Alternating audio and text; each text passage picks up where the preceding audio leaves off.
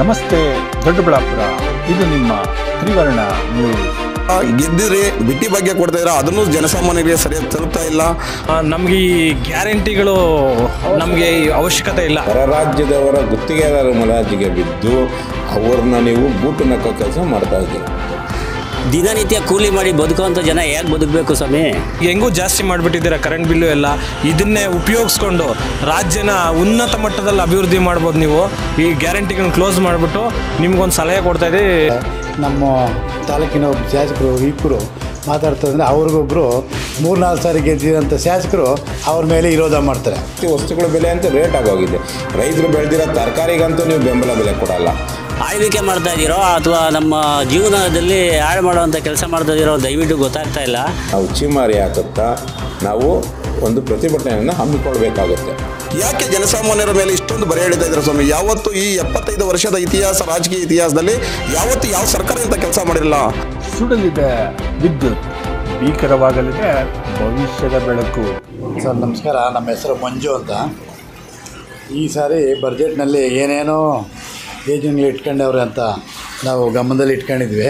ಈ ಸರಿ ಯೋಜನೆ ಇಟ್ಕೊಂಡಿದ್ದೆಲ್ಲನೂ ನಮ್ಮ ರೈತರಿಗೆ ಅನ್ಯಾಯ ಅಂತ ಬಜೆಟೇ ಇದು.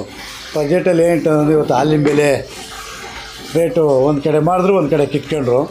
ಅದು ಅನ್ಯಾಯ. 4 ಸಾರಿ ಕರೆಂಟ್ ಬಿಲ್ ಜಾಸ್ತಿ ಮಾಡ್ಯವ್ರೆ, ಟೋಲ್ ಬಿಲ್ಲು, ಆಮೇಲೆ ಇನ್ನು ಕೆಲವೊಂದು ದಿನಸಿ ಪದಾರ್ಥಗಳು, ತೊಗರಿಬೇಳೆ ಆಗಿರ್ಬೋದು, ಅವರೆಬೇಳೆ ಎಲ್ಲ 150-200 ರೂಪಾಯಿ ಮೇಲೇ ರೈಸ್ ಆಗಿದೆ.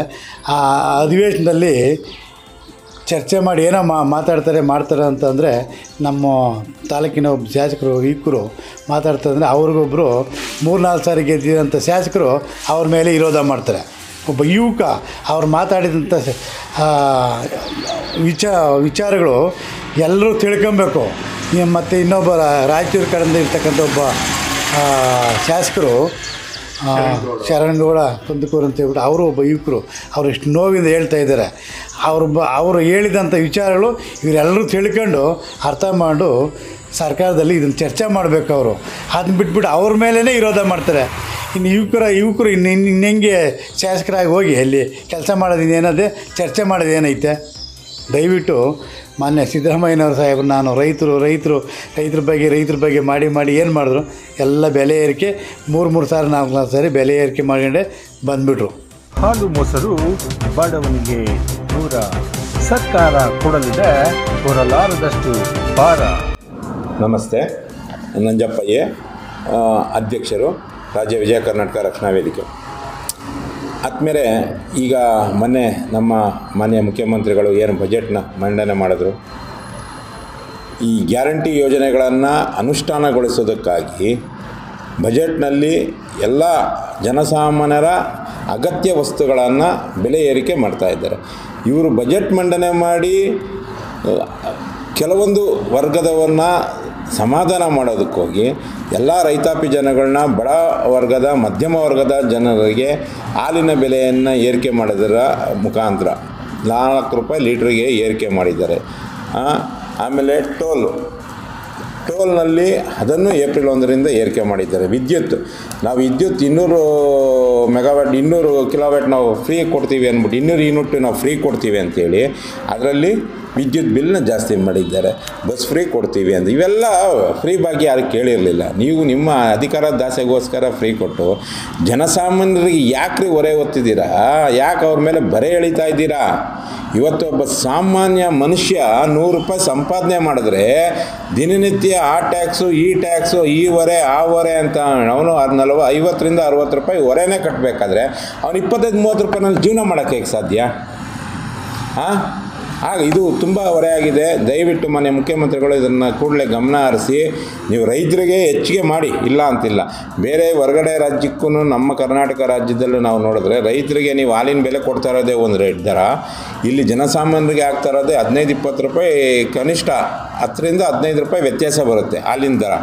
ಹಾಗೂ ಟೋಲ್ನಲ್ಲಿ ನೀವು ಕಾಂಟ್ರಾಕ್ಟ್ ಕೊಟ್ಬಿಡ್ತೀರಾ, ಏನೋ ಲೂಟಿ ಮಾಡ್ತಾನೇ ಇದ್ದಾರೆ. ಅದರಲ್ಲೂ ನೀವು 5% ರೈಸ್ ಮಾಡಿದ್ದೀರಾ. ಹೇಗೆ ಇದು? ಜನಸಾಮಾನ್ಯರು ಇವಾಗ ಹೊಸ ಗಾಡಿಗಳು ತೊಗೊಂಡಾಗ ಸರ್ವಿಸ್ ಟ್ಯಾಕ್ಸ್ಗೆ ರೋಡ್ ಟ್ಯಾಕ್ಸ್ ಅಂತ ದುಡ್ಡು ಕೊಟ್ಟಿಸ್ಕೊಂಡು ನೀವು ನಿಮ್ಮ ಇಷ್ಟ ಬಂದಂಗೆ ಬೆಲೆ ಏರಿಕೆ ಮಾಡಿದ್ರೆ ಜನಸಾಮಾನ್ಯರಿಗೆ ತುಂಬ ಕಷ್ಟ ಆಗ್ತಿದೆ. ದಯವಿಟ್ಟು ತಾವುಗಳು ಈ ಕೂಡಲೇ ಏನು ಇವಾಗ ಡೀಸೆಲ್ ಬೆಲೆ ಆಗ್ಬೋದು, ಪೆಟ್ರೋಲ್ ಬೆಲೆ ಆಗ್ಬೋದು, ಕ್ಷಣದಲ್ಲೂ ನೀವು ರೈಸ್ ಮಾಡ್ತಾ ಇದ್ದೀರಾ. ಇದರಿಂದ ತುಂಬ ಹೊರೆ ಅನಗತ್ಯ ವಸ್ತುಗಳ ಬೆಲೆ ಅಂತ ರೇಟ್ ಆಗೋಗಿದೆ. ರೈತರು ಬೆಳೆದಿರೋ ತರಕಾರಿಗಂತೂ ನೀವು ಬೆಂಬಲ ಬೆಲೆ ಕೊಡಲ್ಲ. ರೈತರು ಬೆಳೆದಿರೋ ಅಂಥ ದವಸ ಧಾನ್ಯಗಳಿಗೆ ಬೆಂಬಲ ಬೆಲೆ ಇಲ್ಲ. ನೀವು ಯಾವುದೋ ಕಂಪ್ನಿಗಳ ಮುಲಾಜಿಗೆ ಬಿದ್ದು, ಹೊರ ರಾಜ್ಯದವರ ಗುತ್ತಿಗೆದಾರರ ಮುಲಾಜಿಗೆ ಬಿದ್ದು ಅವ್ರನ್ನ ನೀವು ಬೂಟು ನಕ್ಕೋ ಕೆಲಸ ಮಾಡ್ತಾಯಿದ್ದೀರ. ಈ ಕೂಡಲೇ ನೀವು ಈ ಬೆಲೆಗಳನ್ನ ತಾವು ಕಮ್ಮಿ ಮಾಡಲಿಲ್ಲ ಅಂದರೆ, ದರವನ್ನು ಇಳಿಸಲಿಲ್ಲ ಅಂದರೆ, ನಮ್ಮ ಸಂಘಟನೆಯಿಂದ ನಾವು ನಿಮ್ಮ ಇದಕ್ಕೆ ನಾವು ಚೀಮಾರಿ ಹಾಕುತ್ತಾ ನಾವು ಒಂದು ಪ್ರತಿಭಟನೆಯನ್ನು ಹಮ್ಮಿಕೊಳ್ಬೇಕಾಗುತ್ತೆ. ಡೀಸೆಲ್ ಬೆಲೆ ಹೆಚ್ಚಳ, ದಿನಬಳಕೆಯ ವಸ್ತುಗಳು ಆಗಲಿದೆ ದುಬಾರಿ. ನಮ್ಮ ಹೆಸರು ವೀರೇಂದ್ರ ಅಂತ. ನಾವು APMCಲಿ ವರ್ತಕರೇ. ಪಾಪ ಎಲ್ಲರಿಗೂ ಹೊರೆ ಜಾಸ್ತಿ ಆಗಿದೆ. ಈ ನಿನ್ನೆಯಿಂದ ಸಿಕ್ಕಾಪಟ್ಟೆ ವ್ಯಾಪಾರ ಇಲ್ದಂಗೆ ನಾವು ಒದ್ದಾಡ್ತಿದ್ದೀವಿ. ಇತ್ತ ಕಡೆಯಿಂದ ಟೋಲು ಬರೆ ದಿನಸಿ ಪದಾರ್ಥಗಳು ವಿಪರೀತ ಜಾಸ್ತಿ ಆಗಿದೆ. ಹಾಲು ಮೊಸರು ರೇಟ್ ಜಾಸ್ತಿ ಆಗಿದೆ. ಡೀಸೆಲ್ ದರ 2 ರೂಪಾಯಿ ಜಾಸ್ತಿ ಅಂದರೆ ಎಷ್ಟು ಹೊರೆ ಆಗುತ್ತೆ. ನಮಗೆ ಈ ಗ್ಯಾರಂಟಿಗಳು ನಮಗೆ ಅವಶ್ಯಕತೆ ಇಲ್ಲ. ನಾವು ಒಂದು ಗ್ಯಾರಂಟಿನೂ ಉಪಯೋಗಿಸ್ತಿಲ್ಲ. ಗ್ಯಾರಂಟಿ ಕೊಡೋರು ಕೊಡ್ತಾರೆ, ಒಂದು ಎಜುಕೇಷನ್ಗೆ, ಒಂದು ವಿದ್ಯಾ ಆರೋಗ್ಯಕ್ಕೆ, ಇವೆರಡು ಕೊಟ್ಬಿಟ್ರೆ ಜನಗಳಿಗೆ ತುಂಬ ಉತ್ತಮ ಆಗುತ್ತೆ. ಯಾವುದೇ ಗ್ಯಾರಂಟಿ ಈ ಗ್ಯಾರಂಟಿಗಳಿಂದ ನಮಗೆ ಒಂದು 2,000 ರೂಪಾಯಿ ತೊಗೊಂಡು ನಾವು 5,000 ರೂಪಾಯಿ ಕೊಡೋಂಗೆ ಆಗ್ಬಿಟ್ಟಿದೆ. ಈಗ ಕೊಟ್ಟು ಕಿತ್ಕೊಂತಾವ್ರೆ ಅಷ್ಟೇ.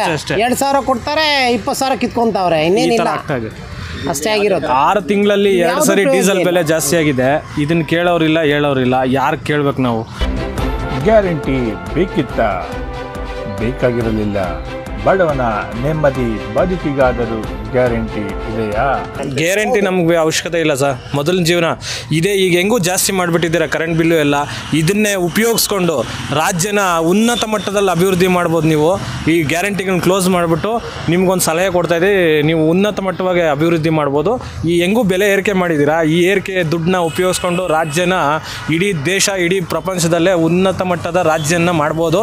ನೋಡ್ರಿ, ಇದೊಂದು ಸಲಹೆ ತಗೊಳ್ರಿ ನೀವು ಸರ್ಕಾರ. ಇದರಿಂದ ಆಗಿರೋ ಉಪಯೋಗಗಳನ್ನ ಪಡ್ಕೊಂಡು ರೈತರಿಗೆ ಏನಾದರೂ ಆಫರ್ ಕೊಟ್ಟು ರೈತರು ಬೆಳವಣಿಗೆ ಮಾಡಂಗಿದ್ರೆ ಮಾಡಿ. ರೈತರಿಗೆ ಈಗ ಹಾಲು ಬೆಲೆ ಏರಿಕೆ ಮಾಡಿಬಿಟ್ಟು ತುಂಬಾ ಸಂಕಟದಲ್ಲಿದ್ದಾರೆ. ಇವತ್ತು ರೈತರಂತೂ ಮುಳುಗೋಗ್ಬಿಟ್ಟಿದ್ದಾರೆ. 10 ರೂಪಾಯಿ ಟೊಮೊಟ, 50 ರೂಪಾಯಿ ಚೀಲ ಟೊಮೊಟ, ಯಾವುದಕ್ಕೂ ರೇಟ್ ಇಲ್ಲ. ಪಾಪ ಕೇಳೋರಿಲ್ಲ ರೈತರ ಕಷ್ಟನ. ಹಾಗಾಗಿ ರೈತರಂತೂ ಪಾಪ ಆತ್ಮಹತ್ಯೆ ಮಾಡ್ಕೊತಾರೆ. ಇನ್ನೇನು ಮಾಡ್ತಾರೆ? ತುಂಬ ಕಷ್ಟ ಆಗ್ಬಿಟ್ಟಿದೆ. ಈ ಎಲ್ಲ ಬಿಟ್ಟು ರೈತರಿಗೆ ಏನಾದರೂ ಸಹಾಯ ಮಾಡೋಂಗಿದ್ರೆ ನಿಮ್ಮ ಕಡೆಯಿಂದ, ಸರ್ಕಾರದ ಕಡೆಯಿಂದ ರೈತರಿಗೊಂದು ಸಹಾಯ ಅನುದಾನ ಅದು ಕೊಟ್ಟು ಅವ್ರನ್ನ ಸ್ವಲ್ಪ ಬದುಕಕ್ಕೆ ಬಿಡಿ ಅಷ್ಟೇ. ದಿನಸಿ ದುಬಾರಿಯಾದರೆ ಬಡವ ಬಲಿಯಾಗಬೇಕ ಸ್ವಾಮಿ? ಈ ಸರ್ಕಾರಗಳು, ನಮ್ಮ ಸಾರ್ವಜನಿಕರ ಪ್ರಜೆಗಳನ್ನ ಆಳೋವಂಥ ಸರ್ಕಾರಗಳು, ಯಾವುದೇ ಸರ್ಕಾರ ಬರಲಿ ಒಂದಲ್ಲ ಒಂದು ತೊಂದರೆ, ಒಂದಲ್ಲ ಒಂದು ಅನಾನುಕೂಲ ಮಾಡ್ತಾನೆ ಇದ್ದಾರೆ. ಈ ಕಾಂಗ್ರೆಸ್ ಸರ್ಕಾರ ಈ ಗ್ಯಾರಂಟಿಗಳನ್ನು ಒಂದು ಯೋಜನೆ ತಂದು ಜನರ ಮೇಲೆ ಅತಿ ಹೆಚ್ಚಿನ ಹೊರೆನ ಹೊರಿಸ್ತಾ ಇದ್ದಾರೆ. ನಿಮ್ಮ ಗ್ಯಾರಂಟಿ ಯಾರಿಗೆ ಬೇಕು ಸ್ವಾಮಿ? ಮತ್ತು ಹಾಲಿನ ದರ, ಪೆಟ್ರೋಲ್ ಡೀಸೆಲ್ ದರ, ಇನ್ನಿತರ ವಸ್ತುಗಳ ಬೆಲೆ ಏರಿಕೆ ಮಾಡ್ತಾಯಿದ್ದೀರಾ. ದಿನನಿತ್ಯ ಕೂಲಿ ಮಾಡಿ ಬದುಕುವಂಥ ಜನ ಹೇಗೆ ಬದುಕಬೇಕು ಸ್ವಾಮಿ? ನೀವು ನಮ್ಮನ್ನ ಆಳ್ವಿಕೆ ಮಾಡ್ತಾಯಿದ್ದೀರೋ ಅಥವಾ ನಮ್ಮ ಜೀವನದಲ್ಲಿ ಹಾಳು ಮಾಡುವಂಥ ಕೆಲಸ ಮಾಡ್ತಾಯಿದ್ದೀರೋ ದಯವಿಟ್ಟು ಗೊತ್ತಾಗ್ತಾ ಇಲ್ಲ. ದಯಮಾಡಿ ನಿಮ್ಮಲ್ಲಿ ಏನಾದರೂ ನಿಮಗೆ ಮಾನವೀಯತೆ ಇದ್ದರೆ, ನಮ್ಮನ್ನು ಆಡಳಿತ ಮಾಡೋ ಸರ್ಕಾರಗಳು ಯಾವುದೇ ಆಗಿರಲಿ, ದಯಮಾಡಿ ಜನರ ಮೇಲೆ ಏರ್ತಕ್ಕಂಥ ಹೊರೆಯನ್ನು ದಯವಿಟ್ಟು ಕಡಿಮೆ ಮಾಡಿ ಸಾರ್ವಜನಿಕರು ಬದುಕೋದಕ್ಕೊಂದು ಅವಕಾಶ ಮಾಡಿಕೊಡಿ. ಸ್ವಾತಂತ್ರ್ಯ ಬಂದು 78 ವರ್ಷನೇ ಕಳೆದರೂ ಸಾಮಾನ್ಯ ಪ್ರಜೆಗಳು ಬದುಕೋದಕ್ಕೆ ಸಾಧ್ಯನೇ ಆಗ್ತಾಯಿಲ್ಲ. ಅದರಲ್ಲೂ ದುಡಿಯೋಂಥ ಕೈಗಳಿಗೆ ಸರಿಯಾದ ಕೆಲಸ ಇಲ್ಲ, ಒತ್ತಡದ ಜೀವನ, ಅದರಲ್ಲಿ ಈ ಬೆಲೆ ಏರಿಕೆ ಬೇರೆ. ದಯಮಾಡಿ ಈ ಸರ್ಕಾರಗಳು ದಯಮಾಡಿ ಇನ್ನು ಮುಂದೆ ಆದ್ರೂ ಸರಿಯಾದ ಜಾಗೃತಿ ವಹಿಸಿ ಜನರಿಗೆ ಅನುಕೂಲ ಆಗುವಂಥ ಕೆಲಸ ಮಾಡಲಿ ಅಂತ ಹೇಳಿ ನಾನು ಈ ಮೂಲಕ ಕೇಳ್ಕೊತೀನಿ. ಬೆಲೆ ದುಬಾರಿ, ಬದುಕು ಕೂಡ ದುಬಾರಿಯೇ. ಸರ್ಕಾರ ಮಾನ್ಯ ಸಿದ್ದರಾಮಯ್ಯನವರು ಹಾಲಿನ ದರ ನಾವು ಏನು ಒಂದು KMF ಅಲ್ಲಿ ಬೆಂಗಳೂರಲ್ಲಿ ಹೋಗ್ಬಿಟ್ಟು KMF ಅಲ್ಲಿ ಸಾವಿರಾರು ಸಂಖ್ಯೆಯಲ್ಲಿ ರೈತರುಗಳು ಅಸಂಘಟಿತ ರೈತ ಸಂಘಟನೆಯವರೆಲ್ಲರೂ ಹೋಗ್ಬಿಟ್ಟು ದಿನನಿತ್ಯ ಹಾಲು ಕರಿತಕ್ಕಂಥ ರೈತರುಗಳೆಲ್ಲ ಹೋಗ್ಬಿಟ್ಟು ನಾವು ಧರಣಿ ಮಾಡಿದ್ವಿ, ಪ್ರತಿಭಟನೆ ಮಾಡಿದ್ವಿ. ಆವತ್ತಿನ ದಿನ ಪ್ರತಿಭಟನೆನ ಒಂದು ಎಲೆ ಮರದ ಕಾಯಿ ಥರ ಮಾಡೋದಕ್ಕೋಸ್ಕರ ನಮಗೆ ಕಣ್ಣೆರ್ಚಿದ ಕೆಲಸ ಮಾಡಿದ್ರು. ನಿಮ್ಗೆ 10 ರೂಪಾಯಿ ಈ ಸಲ ಸೆಷನಲ್ಲಿ ಬಜೆಟಲ್ಲಿ ಮಾಡ್ತೀವಿ, 10 ರೂಪಾಯಿ ರೈಸ್ ಮಾಡ್ತೀವಿ ಅಂತ ಹೇಳ್ಬಿಟ್ಟು ಆ ಸಚಿವರು ಅಲ್ಲಿಗೆ ಬರ್ದೇ ಇರೋನೆ, ರಾಜಣ್ಣರು ಅಲ್ಲಿಗೆ ಬರ್ದಿರೋನೆ ಒಂದು ವಾಟ್ಸಪ್ ಕಾಲ್ ಮುಖಾಂತರ ಮಾತನಾಡಿ ನಮ್ಮನ್ನು ಆಶ್ವಾಸನೆ ಕೊಟ್ಟು ಕಳಿಸ್ತಂಥವ್ರು ಇವತ್ತಿನ ದಿನ ಸೆಷನಲ್ಲಿ ಬರೀ ಕೇವಲ 4 ರೂಪಾಯಿ ರೈಸ್ ಮಾಡಿದ್ದಾರೆ.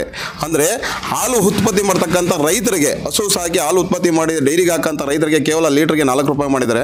ಅದೇ ಥರ ಹಾಲು ಪರ್ಚೇಸ್ ಮಾಡ್ತಕ್ಕಂಥವ್ರಿಗೆ 4 ರೂಪಾಯಿ ಅಲ್ಲಿ ರೈಸ್ ಆಗಿದೆ. ಆದರೆ ಕೇವಲ 4 ರೂಪಾಯಿ ರೈತರಿಗೆ ಕೊಟ್ಟು ಇವತ್ತೇನು ಮಾಡ್ತಾ ಇದ್ದಾರೆ ಅಂದರೆ ಒಂದು ಟೋಲಲ್ಲಿ 5% ಜಾಸ್ತಿ ಮಾಡಿದ್ದಾರೆ, ಪೆಟ್ರೋಲ್ ಡೀಸೆಲ್ ಬೆಲೆ ಜಾಸ್ತಿ ಮಾಡಿದ್ದಾರೆ, ಮತ್ತು ದಿನಸಿಗಳೆಲ್ಲನೂ ಜಾಸ್ತಿ ಮಾಡ್ತಾ ಇದ್ದಾರೆ, ಟ್ರಾನ್ಸ್ಫರ್ಗಳು ಜಾಸ್ತಿ ಮಾಡಿದ್ರು. ಇಲ್ಲಿ 4 ರೂಪಾಯಿ ಕೊಟ್ಟರು, ಅಲ್ಲಿ 4ಕ್ಕೆ 4 16 ರೂಪಾಯಿ ತೊಗೊಳ್ತಾ ಇದ್ದಾರೆ. ಯಾವ ನ್ಯಾಯ ಸ್ವಾಮಿ ಇದು? ನಿಮ್ಮನ್ನು ಬಿಟ್ಟಿ ಬಗ್ಗೆ ನಾವು ಕೇಳಲಿಲ್ಲ. ಇರಲಿ, ನೀವೇನೋ ಗೆಲ್ಲಬೇಕಾಯಿತು, ಗೆಲ್ಲೋದಕ್ಕೆ ಕಾರಣಾಂತರ ಹಸ್ತಾಂತರಗಳು ಮಾಡಿದ್ರಿ, ನಾವು ತಪ್ಪಂತ ಹೇಳಲ್ಲ. ಗೆದ್ದಿರಿ, ಬಿಟ್ಟಿ ಬಗ್ಗೆ ಕೊಡ್ತಾ ಇದ್ರೆ ಅದನ್ನು ಜನಸಾಮಾನ್ಯರಿಗೆ ಸರಿಯಾಗಿ ತಲುಪ್ತಾ ಇಲ್ಲ. ಅದರಿಂದನೂ ಸಾಕಷ್ಟು ತೊಂದರೆಗಳಾಗ್ತವೆ ಬಡಬಗ್ಗರಿಗೆ ಮತ್ತು ಜನಸಾಮಾನ್ಯರಲ್ಲಿ, ಕುಟುಂಬಗಳಲ್ಲಿ ಹಲವಾರು ರೀತಿ ಕಷ್ಟಗಳನ್ನು ಅನುಭವಿಸ್ತಾ ಇದ್ದಾರೆ. ಹೆಣ್ಣುಮಕ್ಕಳು ಸೊಸೆಗಳ ಮಧ್ಯೆ ಅಥವಾ ಅತ್ತೆ ಸೊಸೆಗಳ ಮಧ್ಯೆ ಸಾಕಷ್ಟು ಗಲಾಟೆಗಳು ಮಾಡ್ಕೊಂಡಿದ್ದಾರೆ. ನಾವು ನಿಮಗೆ ಬಿಟ್ಟಿ ಬಗ್ಗೆ ಕೇಳೋದ್ರ ಜೊತೆಲಿ 4 ರೂಪಾಯಿ ಮಾಡಿಬಿಟ್ಟು ಯಾಕೆ ಸ್ವಾಮಿ ಎಲ್ಲ ರೀತಿ ದರ ರೈಸ್ ಮಾಡಿ ನಮ್ಮನ್ನು ಚಿತ್ರಹಿಂಸೆ ಕೊಡ್ತಾ ಇದ್ದೀರಾ ರೈತರಿಗೆ? ಇದು ಬೇಡ ಸ್ವಾಮಿ. ಇದು ತುಂಬ ಅನ್ಯಾಯ ಮಾಡ್ತಾ ಇದ್ದಾರೆ. ನೀವು ನಿಮ್ಮ ಸರ್ಕಾರ ನಡೆಸಬೇಕು, ಸರ್ಕಾರ ಉಳಿಬೇಕು ಅನ್ನೋ ಉದ್ದೇಶ ಇಟ್ಕೊಂಡು ನೀವು ಯಾಕೆ ಜನಸಾಮಾನ್ಯರ ಮೇಲೆ ಇಷ್ಟೊಂದು ಬರೆ ಎಳಿತಾ ಇದ್ದೀರಾ ಸ್ವಾಮಿ? ಯಾವತ್ತು ಈ 75 ವರ್ಷದ ಇತಿಹಾಸ, ರಾಜಕೀಯ ಇತಿಹಾಸದಲ್ಲಿ ಯಾವತ್ತು ಯಾವ ಸರ್ಕಾರ ಇಂಥ ಕೆಲಸ ಮಾಡಿರಲ್ಲ. ಅಂಥ ಒಂದು ಕೆಲಸಗಳು ನೀವು ಮಾಡ್ತಾ ಇದ್ದೀರಾ. ಇದೊಂದು ಸಾಧನೆಗಳು ಅಂತ ಹೇಳ್ತಾ ಇದ್ದೀರಾ ನೀವು. ಇದೊಂದು ಸಾಧನೆನಾ ನಿಮ್ಮದು? ಇದು ಬೇಡ. ಇದು ಭಾಳ ಅನ್ಯಾಯದ ರೀತಿಯಲ್ಲಿ ಜನಸಾಮಾನ್ಯರಲ್ಲಿ ಕೇವಲ 2 ರೂಪಾಯಿ ಅನುದಾನ ಅಂತ ಕೊಟ್ಬಿಟ್ಟು 20 ರೂಪಾಯಿ ನೀವು ಎಳ್ಕೊಂತ ಇದ್ದೀರಾ. ಹೆಣ್ಮಕ್ಳಿಗೆ ಅನುದಾನ ಕೊಟ್ಟರೆ ಗಂಡು ಮಕ್ಳ ಗಂಡಿನ ತಗೊತಾ ಇದ್ದೀರಾ. ಇದು ಸರಿಯಿಲ್ಲ ನಿಮಗೆ ಅಂತ ಹೇಳೋಕ್ಕೆ ನಾನು ಇಷ್ಟಪಡ್ತೀನಿ. ನಿಮ್ಮ ತ್ರಿವರ್ಣ ನ್ಯೂಸ್ನ ಬೆಂಬಲಿಸಿ. ಧನ್ಯವಾದಗಳು.